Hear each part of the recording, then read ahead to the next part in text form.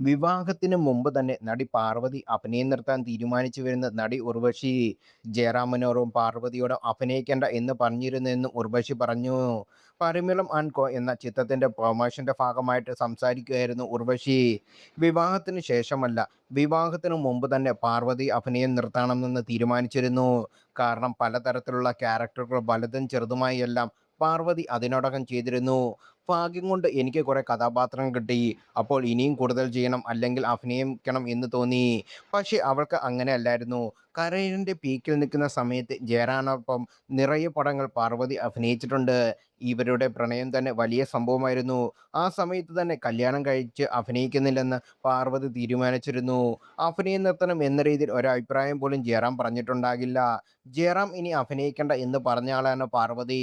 നമ്മൾ രണ്ടുപേരും അഭിനയിക്കണ്ട, നിങ്ങൾ വേറെ എന്തെങ്കിലും ജോലി നോക്ക്, ഇല്ലെങ്കിൽ നമുക്കെന്തെങ്കിലും ബിസിനസ് ചെയ്യാം. സിനിമ വേണ്ട എന്ന് പറഞ്ഞയാളാണ് പാർവതി. എന്ത് ബിസിനസ് എന്ന കാര്യമൊന്നും അറിയില്ല. പക്ഷേ അവളുടെ ആഗ്രഹം അങ്ങനെയായിരുന്നു എന്ന് ഉർവശിയുടെ വാക്കുകൾ. പരിമളം ആൻഡ് കോ എന്നീ പുറത്തിറങ്ങുന്ന ഉർവശി ജയറാം ചിത്രം പാണ്ഡ്യരാജ് ഒരുക്കുന്ന തമിഴ് സിനിമയ്ക്കായാണ് ജയറാം ഉർവശി കോംബോ ഒന്നിക്കുന്നത്.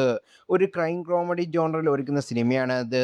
മിഷ്കിൻ, യോഗി ബാബു, സാൻഡി, സഞ്ജന കൃഷ്ണമൂർത്തി, അവന്തിക സനൽ തുടങ്ങിയവരാണ് ഈ സിനിമയിലെ മറ്റ് അഭിനേതാക്കൾ.